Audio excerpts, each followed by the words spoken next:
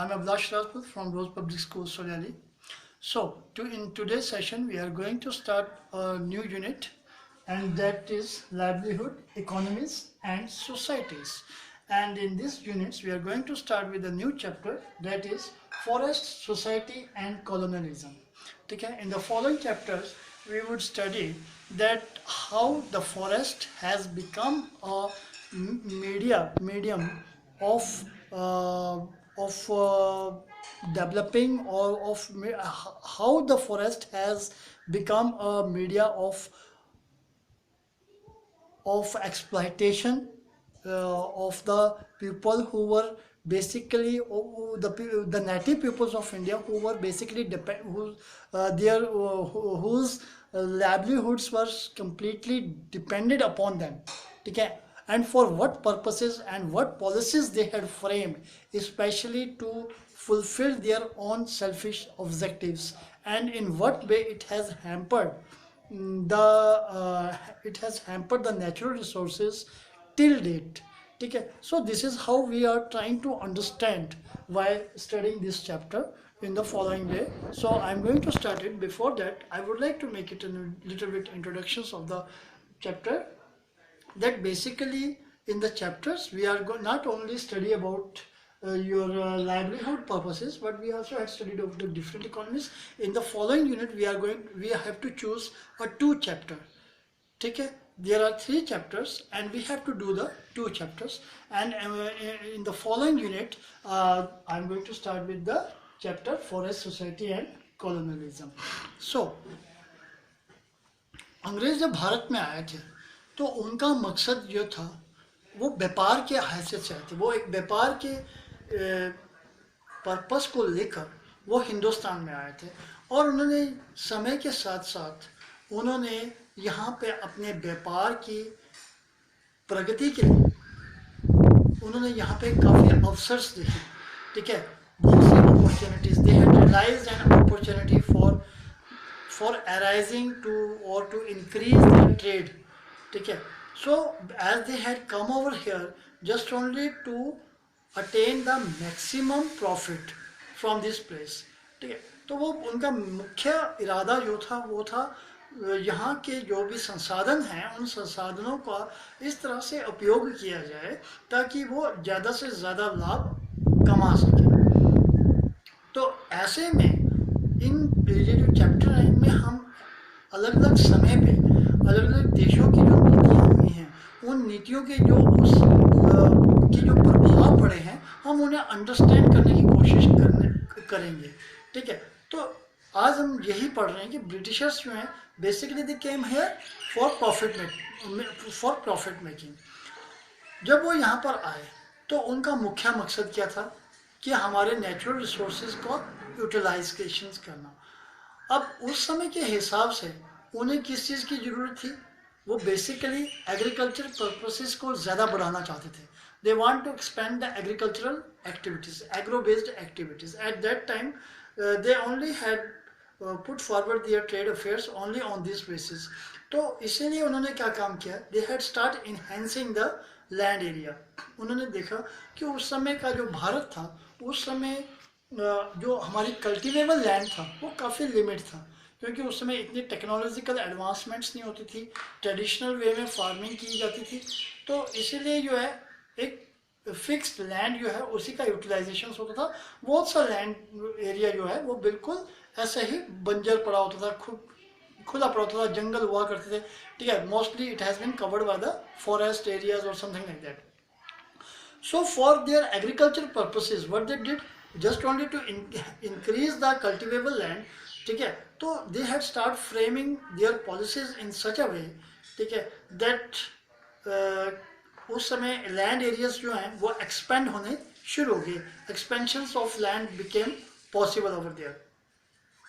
एक तो उनकी पॉसिबिलिटी ये थी, ठीक है, कि वो ज़्यादा से ज़्यादा कल्टिवेबल लैंड क्रिएट करना चाहते थे ताकि ज़्यादा से ज़्यादा फूड ग्रेन जो है वो अपनी कंट्री में, क्योंकि उनकी कंट्री में जो है इंडस्ट्रियल रेवोल्यूशन हो चुकी थी और वहाँ पे अर्बनाइजेशन सेटअप हो रहा था।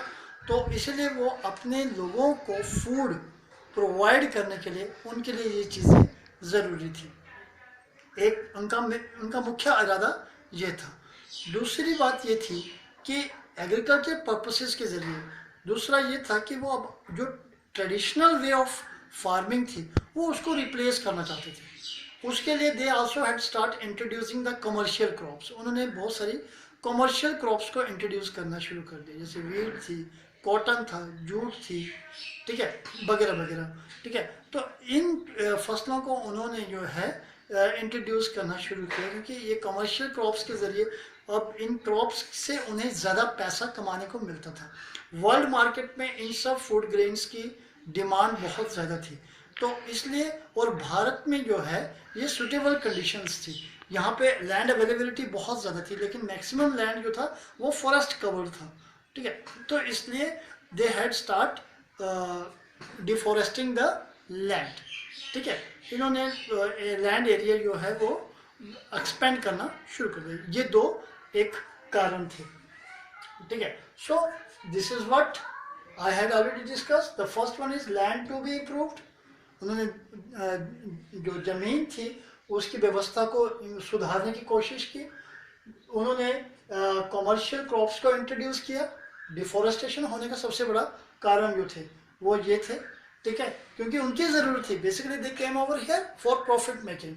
सो for that purpose, to achieve that purposes, they had introduce the land to be improved. उन्होंने लैंड इम्प्रूवमेंट की, कल्टिवेबल लैंड्स को परसेंटेज जो है उसको बढ़ाया, और उन्होंने कमर्शियल क्रॉप्स जो हैं उन्हें इंट्रोड्यूस किया। Then second is demand for raw material and food grains were increased. उनका मुख्य मकसद क्या था कि भारत में उपलब्ध जो कच्चा माल है उसको अपनी फैक्ट्रियों तक पहुंचाना, ताकि वहां से फिनिश्ड गुड्स प्रोवाइड बना के उन्हें दोबारा भारत की मार्केट्स में ज़्यादा दाम में बेचा जा सके। So that is how they have they are making, they are constructing a cycle of trade in such a way, ठीक है, कि यहाँ का मैक्सिमम रॉ मटेरियल जो है वो वहाँ पे ले जाके उसको वहाँ से फिनिश्ड गुड जो है उसको जो है इंडियन मार्केट में दोबारा लाकर बेचा जा सके। सो दैट वाज द प्रोसेस। वो इस प्रोसेस को फास्ट रोटेट करना चाहते थे। तो इस चक्कर में भी जो है डिफॉरेस्टेशन की जो स्पीड थी वो बहुत ज़्यादा बढ़नी शुरू होगी बहुत कम समय में। Then forest were considered unproductive, और उस समय जो है they were considered it unproductive. उनको नहीं लगता था कि इससे कोई फ़ायदा है, कोई इनका प्रोडक्शन का सिलसिला उनका फुलफिल्ड हो सकता है। तो उन्होंने जो है इसको मतलब बहुत ही मिसमैनेज्ड करना शुरू किया, और लगभग 1880 से लेकर 1920 तक के पीरियड में माना जाता है कि 6.7 मिलियन हेक्टर कल्टिवेबल लैंड जो है वो इंक्रीज हुआ था भारत में, ठीक है। तो अब आप खुद अंदाज़ा लगा सकते हैं कि कितना ज़्यादा फॉरेस्ट एरिया उन्होंने कवर कर दिया था। और अंदाज़न ये माना जाता है कि ब्रिटिश समय से लेके 1995 तक का जो एक कलेक्टिव डाटा, एक फॉरेस्ट रिसर्च में जब डिफॉरेस्टेशन के रूट कॉजेज़ की स्टडी की गई थी, तो उसमें ये माना गया था कि लगभग 9.3% ऑफ अवेलेबल लैंड एरिया का जो वो था वो जो है वो फॉरेस्ट कवरेज जो है वो ख़त्म हो चुका था भारत से, ठीक है। सो दिस इज़ हाउ, इससे आप पता लगा सकते हैं कि how massively and at what large scale they had completely deforested the area, ठीक है। उन्होंने कितना ज़्यादा फॉरेस्ट एरिया जो है वो रिड्यूस किया था, और सिर्फ अपने इन मुख्य ऑब्जेक्टिव्स को पूरा करने के लिए। दूसरा उनका ऑब्जेक्टिव कब राइज हुआ? एक्चुअली रेलवे ट्रैक्स, अब basically to establish a very smooth run of trade affairs, they were emphasizing on establishing railway transports, ठीक है। So for establishment of railway tracks, ठीक है, they require a very strong wood especially। तो जो railway tracks जो थे वो पहले जो हैं वो ओक ट्री से बनाए जाते थे। ओक पेड़ जो है, ओक ट्री जो है उसकी लकड़ी से बनाए जाते थे। तो इंग्लैंड से वो स्पेशली लकड़ी मंगवाई जाती थी। बट 19वीं शताब्दी के बिगिनिंग में किसी बीमारी की वजह से, due to some reasons, oak trees जो हैं उनकी लकड़ी जो है वो जनरेट नहीं हो पाई। तो ब्रिटिशर्स के सामने एक बहुत बड़ा संकट आ गया था कि रेलवे ट्रैक्स की इस्टेब्लिशमेंट्स को लेकर। तो क्योंकि उन्हें बहुत ज़्यादा एरिया कवर करना था, लगभग 765,000 किलोमीटर का उन्होंने रेलवे ट्रैक जो है वो इस्टेब्लिश करना था, उनका प्लान था, ठीक है। इतना मैसिव स्केल में रेलवे ट्रैक्स को इस्टेब्लिश करना था, और लगभग 1 माइल के रेलवे ट्रैक के लिए लगभग 1760 से लेकर 2000 तक के करीब स्लीपर्स जो हैं वो यूटिलाइज हो जाते थे, ठीक है।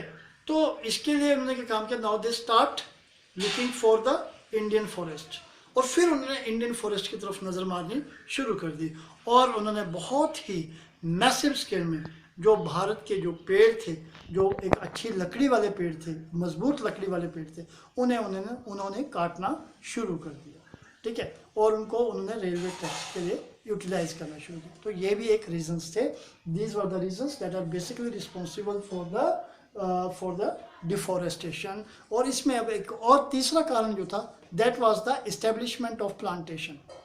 अब ब्रिटिशर्स जो थे, basically they came here not for our upliftment, not for our benevolence.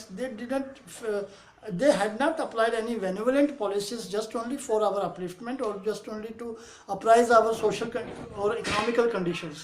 They simply came over here because they had seen a place, a very opportunistic, especially to flourish their objectives. ठीक है, just only to fulfill their solemn, their sole objectives related to this matter, economic matter, ठीक है, they had formulated a kind of policies. अब उन्होंने plantations क्या था, अब plantation जो था, अभी आप you would study about it in the next session, ठीक है, कि बेसिकली प्लांटेशन जो था that is to be done. Plantations में क्या होता था, वहाँ पे एक ही तरह का पौधा जो है वो उगाया जाता था। It was a process in which particularly one species of plant was क्या बोलते हैं उसको, उगाया जाता था, ठीक है ना, इट हैज़ बीन ग्रोम अप, ठीक है, उसको उगाया जाता था, ठीक है। तो बेसिकली प्लांटेशंस के पीछे ये रीज़न होता था क्योंकि इसी के ज़रिए उनको जो है उनका ट्रेड अफेयर्स जो है वो बढ़ता था, जैसे tea gardens, coffee plantation, tea plantation, that your rubber plantation. तो इससे क्या हुआ, जो हमारे नेचुरल फॉरेस्ट थे, जो हमारे नेचुरल फॉरेस्ट इनहेबिटेशंस थी, वो एक्सप्लॉइट होनी शुरू होगी, क्योंकि अब उनको प्लांटेशंस के लिए उन्होंने क्या काम किया, हमारे जो नेचुरल हैबिटेशन थी उसको उन्होंने कट ऑफ करना शुरू कर दिया, ठीक है, and they start establishing their plantation. So that was also the reasons of deforestation. So now I am going to repeat once again the reasons that are responsible for the deforestation, especially in the colonial period.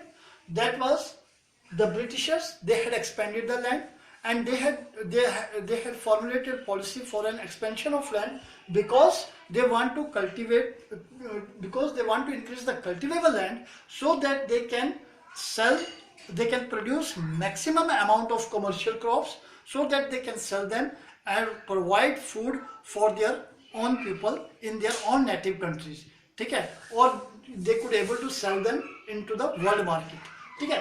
So that was the one reason. The second reason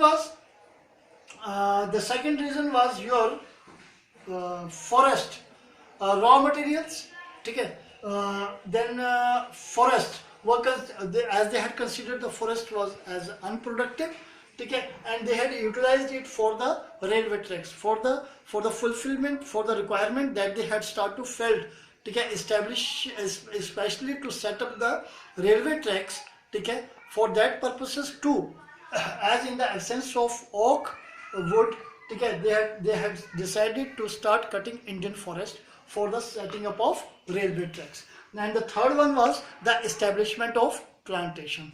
That's because of the plantations. They are trying to introduce scientific forestry. You would study about this term in the next session, ठीक है। They are applying scientific forestry, ठीक है। The scientific forestry is a forestry in which one species of plant were nurtured, ठीक है, or sowed, or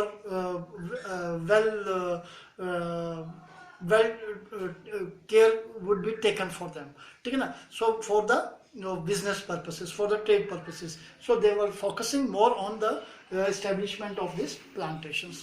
So I hope you would have understood the today's topic, ठीक है, and I am also sending the questions along with this video. Okay, thank you very much.